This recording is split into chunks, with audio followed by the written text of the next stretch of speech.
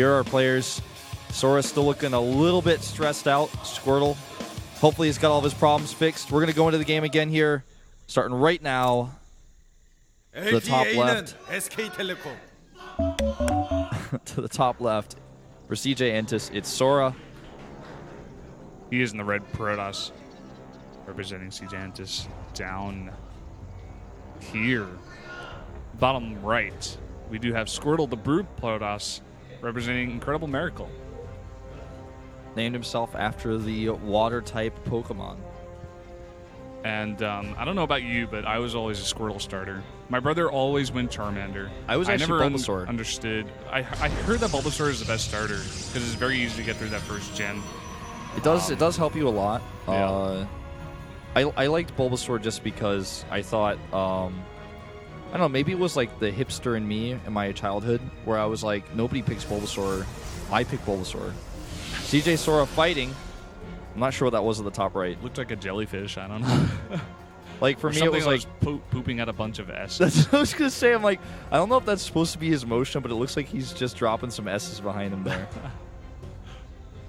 As long as they're not those S's that people drew in like elementary school. You know what I'm talking about? Where you draw like the 3 lines, and then you draw the 3 lines, and then you connect the lines at the top into like a triangle. Then it's like a fancy looking S. If I had a pen, I would draw it for you. I have no idea what 3 you're lines. talking Okay, about. 3 lines. Then you connect them at the top, and then you draw 3 more lines below them in a row, like 3 bars. Then you connect them at the bottom. Then you connect the lines together in the middle, and it makes an S, and it looks really fancy. But people would just draw those all the time, and it was like you weren't cool if you didn't know how to draw it. But then like once you learned how to draw it, you would draw it a few times, and you'd be like, "This is stupid." I think I know you're talking about like the Superman S. Maybe that's what it's not the super. Well, it's similar to the Superman S, I guess. Or it looks like kind of cartoony. Yeah. Yeah, like some kind Why of. do people draw thing. those all the time? I don't know. I did it for like a day. I was like, oh, cool, now I can draw the S. And I drew like 5 S's. And I was like, oh, now I know. And then you got bored of it. Yeah. I think that was like 4th grade for me. I was like, wow, yeah, I did it. And then it was over. It was like those, you know those paper things that used to like open one way and then the other way? And like the cootie catcher? I think that's what we called it in Atlanta. I don't know. I've never heard that before. Where it, like you open it after you like pick a number, then you pick a color. Like pick a number, pick a color, and then like you will be rich or something stupid like that. You will be very wealthy. It's like, ooh, you're gonna meet the love of your life.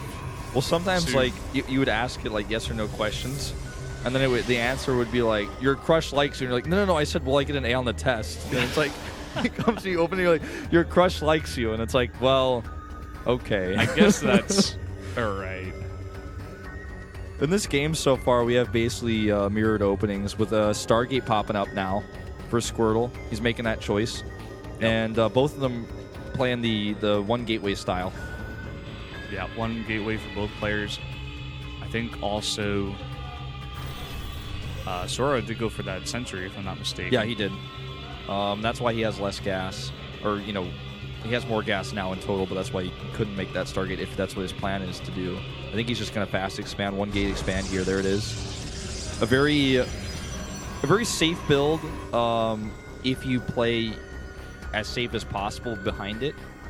And, you know, as long as you're not trying to do too much. Like some players might try to do this and then like totally skip their gateways and add a Robo, which is safe against some builds, but not all. We'll see how he plays it. Well, this Oracle is going to come out here, and they are pretty far away, but that Oracle should be able to go over there before anything comes out of the Stargate of Sora, so that could be a bit dangerous for him. The Stargate coming up here now for Sora is going to be great at defending against this Oracle if he makes just 1 Phoenix. That means no more Oracles are going to annoy him. But he's not going to know to make the Phoenix until it's already too late, and the first Oracle will be able to get a little bit of harassment done.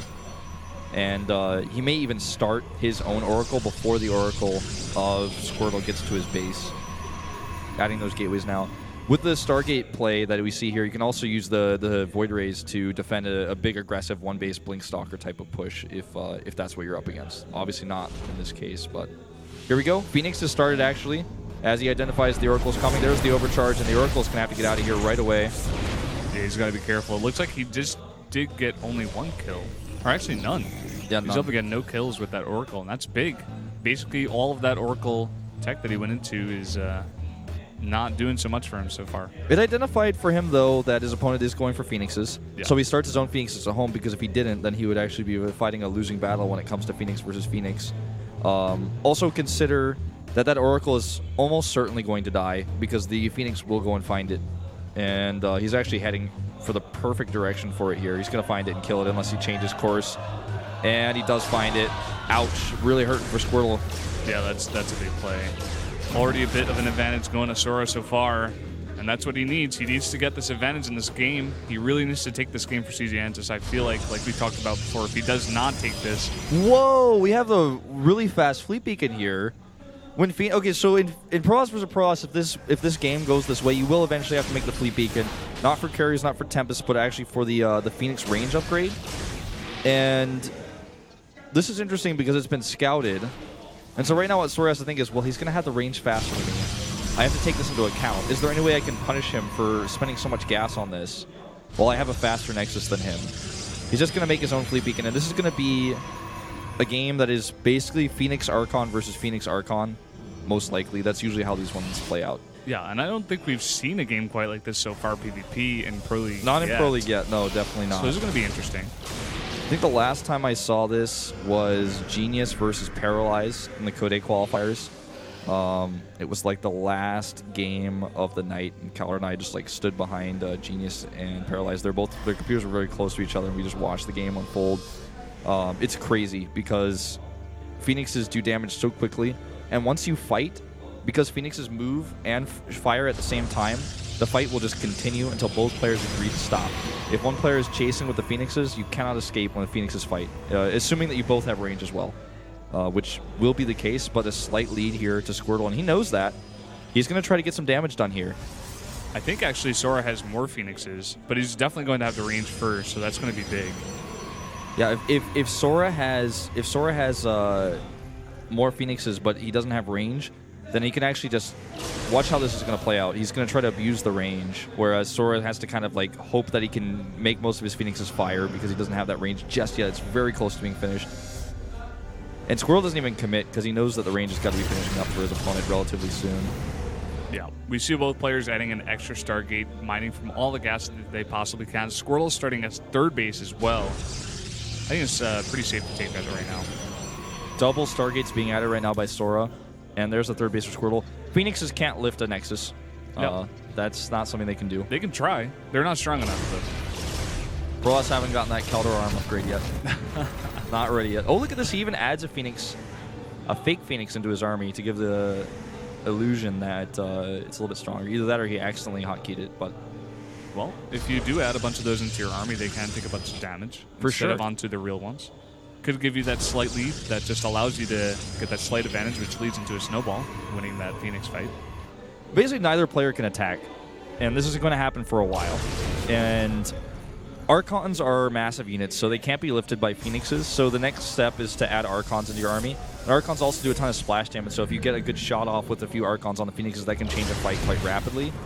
And then oftentimes what you see is DTs come into play sometimes in the late game for harassment if you can eliminate the cannons, because then DTs can do whatever they want if there's no observers nearby, and observers can be picked off in no time at all by Phoenixes. So we'll see how they decide to play this one, because really at this point anything could happen, but it's going to be a while before we see any big action.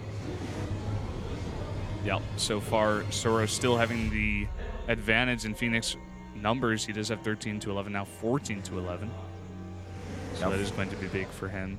Games like this always turn out really exciting because there's so much action all over the map. Like you mentioned, DTs, a bunch of Phoenix fights, a bunch of hallucinations coming into Scout, exactly what's happening. People always on the know. Squirtle, I think he stopped producing these Phoenix. Yeah, he's staying at 11. He stayed at 11, and I don't think he added Stargates. He's going to lose every single probe at his third base.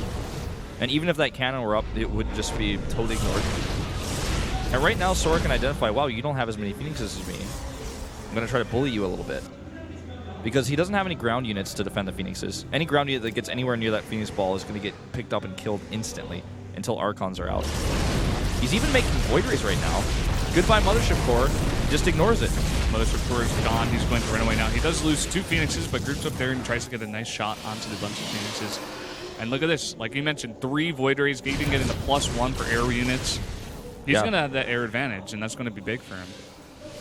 This may actually be a... There's very few things that Squirtle can do to try to turn this game around. He's trying to get Charged Zealots. And Charged Zealots in a large number can actually kind of break through because you're limited in your ability to spam click on the Zealots to get them up. And Archons can, of course, come in and do the damage while the Phoenix are trying to kill the Zealots, and you just get overwhelmed.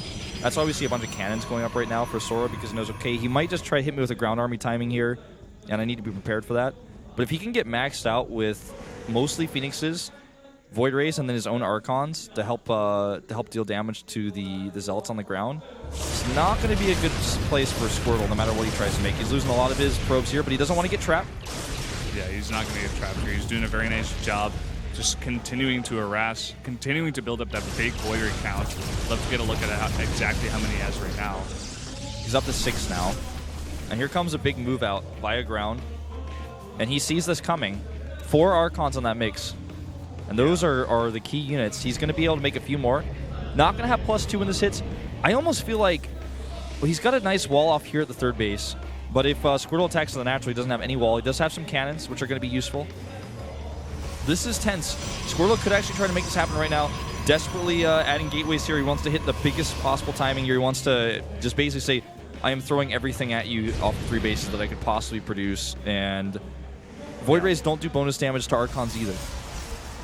They do not, but in big numbers, they can actually just do a ton of damage. This is going to go up to 9 now as these 3 come out. And it could be big, but like you said, 5 extra gateways as well as +2 coming out for ground for Squirtle could really be a lot of just too much damage, especially with all of these Archons. He's going to come in here at the third base. A lot of cannons here. Yeah, he made a ton of cannons. This is a smart choice. The Archons doing what they can. Photon Overcharge goes up as well. And here we go. The Void Rays coming down now. And I think this is just too many Void Rays. The Phoenixes are going to be great against Void Rays, but there's not enough. I mean, the Void Rays alone could actually beat the Phoenixes in a straight-up fight. I think surrendering air control to Sora is a mistake, and what Squirtle has basically allowed him to do now is dominate the rest of this game, because it's physically impossible to build a composition in this matchup that beats what Squirtle has. What he wants against this is fungal growth, but he's a Protoss player. What he wants against this is EMP. He's a Protoss player. The next best thing is Storm, as you can see on the production tab, but it's a bit too late for that, I feel. Yeah, it is a bit too late. Now, Sora with the huge air advantage here is able to just chase after those Phoenixes. And look at all those Void Rays. That's got a number possibly over 12. He's continuing to get 4 at a time. It's just too much. He's getting +2 to air as well. That's just going to be so hard to deal with. You always got to respect the Void Rays. You really have to. In that big of a number, it's just going to be just too hard to deal with. He's not even microing his Zealots here. Now finally does. This Nexus is going to go down so fast. He definitely wants to cancel that, and he does. This is the scariest composition you can ever face in StarCraft 2. I mean, if you ever see more than 10 Void Rays, you probably want to get away from wherever that is. When I see 10 Void Rays, I want to shut down my computer. Like, that's how I feel. I'm ready to turn off my computer. I don't care how many Archons he's going to try to build here. This space is gone. Void Rays don't even have to run away. He recalls because he wants to help defend these Zealots, because he's taking a lot of losses over here. These Zealots have to get out of here. Yeah, Zealot's going to run away here. They did do a bunch of damage. I hope he did run away those probes.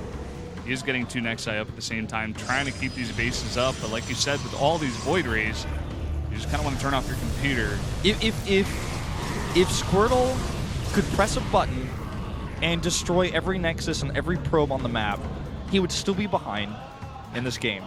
He has to kill 24 Void Rays. This is an impossibility. This is actually it's just a task that's probably not ever going to happen. If the Void Rays split here against the Storms and the Archons, he doesn't even have to engage yet. He could just wait and then get more Void Rays. Then he's not even maxed it. He's still getting 3 at a time. He would potentially get a few more Void Rays and then a few Tempests. But he's not going to get to that point. He's going to go ahead and drop Time Warps here.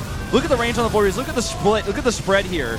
Yeah, and he's going to do the overcharge. He is going to just focus down anything in his direction. This is what happens when you give up air control in PvP. Look at all these Void Rays. The Storm's going down, but everything from Squirtle is just being obliterated. Yep. Goodbye, Squirtle. And Sora will take CG Engines' first victory today.